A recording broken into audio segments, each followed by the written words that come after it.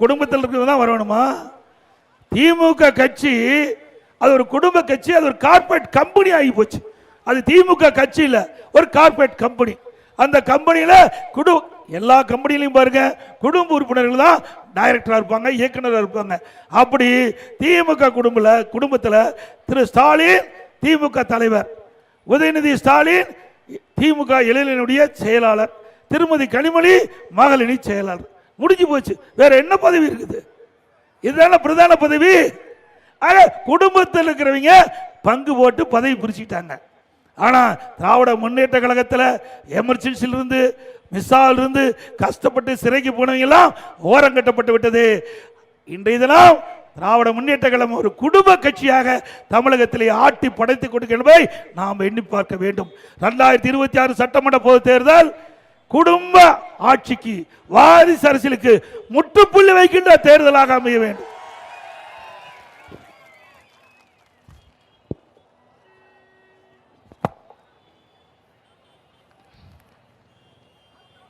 இங்க இருக்கிற அமைச்சர், நம்முடைய துணை முதலமைச்சருக்கு ரசிகர் மன்றம் வச்சிருக்கார். இவருக்கு கல்வி அமைச்சர், பள்ளி கல்வி அமைச்சர் கொடுத்தா அந்த வேலையை பார்க்காத ரசிகர் மன்ற தலைவர் ஆயிட்டார். ஆக நீங்க ஆகுங்க, தப்பு இல்லை, அது உங்க விருப்பம். ஆனா ஒரு அமைச்சர்னு வந்த பிறகு அதில் தான் முழு கவனம் செலுத்த வேண்டும். ஏன்னா பல கோடி மக்கள் இந்த அரசாங்கத்தை நம்பி இருக்கிறாங்க. அரசாங்க மக்களுக்கு தேவையான உதவிகளை செய்வது ஒரு அமைச்சருடைய கடமை. அந்த இலாக்காவில் இருக்கின்ற அமைச்சர் மக்களுடைய உணர்வுகளை புரிந்து செயல்பட வேண்டும் என்று நேரத்தில் கேட்டுக்கொள்ள விரும்புகிறேன். அதோட திமுக ஆட்சிக்கு வந்த பிறகு மின் கட்டணம் 67% உயர்ந்திருக்குது. மின் கட்டணம் 67% உயர்ந்திருக்குது. இந்த பெல் கம்பெனி இருக்குது, இந்த பெல் கம்பெனிக்கு சிறு குறு நடுத்தர தொழில்கள் இங்க அதிகமா இருக்குது. இதில் உற்பத்தி செய்யப்படுகின்ற பொருள் பெல் நிறுவனத்துக்கு தராங்க. இந்த மின் கட்டண உயர்வால் இந்த சிறு குறு நடுத்தர தொழில்கள் கடுமையா பாதிச்சிருக்குது. அதையெல்லாம் பற்றியெல்லாம் கவலைப்படாத அரசாங்கம் திமுக அரசாங்கம்.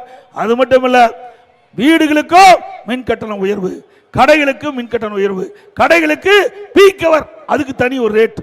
அதே போல சொத்து வரி, இன்னைக்கு வீட்டுக்கு இந்த மாநகராட்சியில் 100% வரி உயர்த்தப்பட்டுகிறது. மாநகராட்சி, நகராட்சி, பேரூராட்சியில் திராவிட முன்னேற்ற கழகம் ஆட்சிக்கு வந்த பிறகு வீட்டு வரி 100% உயர்த்தப்பட்டுகிறது.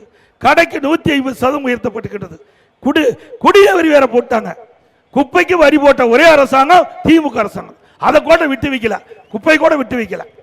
ஆக இப்படி வரி மேல் வரி போட்டு மக்கள் தலையிலே சுமையை சுமத்திய அரசாங்கம் திமுக அரசாங்கம். இப்படிப்பட்ட அரசாங்கம் மீண்டும் தொடர வேண்டுமா? ஸ்டாலின் எப்பொழுது பார்த்தாலும் பேசுவார், இந்தியாவிலே நான் தான் சூப்பர் முதலமைச்சர். எதுல? கடன் வாங்குதல சூப்பர் முதலமைச்சர். கடன் வாங்குதல இந்தியாவிலேயே, போன ஆண்டு பத்திரிகையில் பார்த்திருப்பீங்க, இந்தியாவிலேயே அதிக கடன் வாங்கினதுல முதல் மாநிலம் தமிழ்நாடு. அந்த பெருமை தமிழ்நாடு முதலமைச்சரை சாரும்.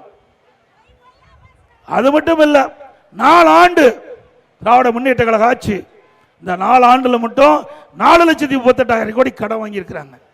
4,38,000 கோடி கடன் வாங்கியிருக்காங்க. இன்னும் ஒரு ஆண்டு பாக்கி 25, 26 நடப்பாண்டு 1 லட்சம் கோடி கடன் வாங்க போறாங்க. ஆக மொத்தம் திராவிட முன்னேற்ற கழகம் 5 ஆண்டு காலத்தில் 5,38,000 கோடி கடன் வாங்கி தமிழ்நாட்டு மக்களை கடனலாக்கி தான் மிச்சம். ஓட்டு போட்டதுக்கு திரு ஸ்டாலின் கொடுத்த பரிசு.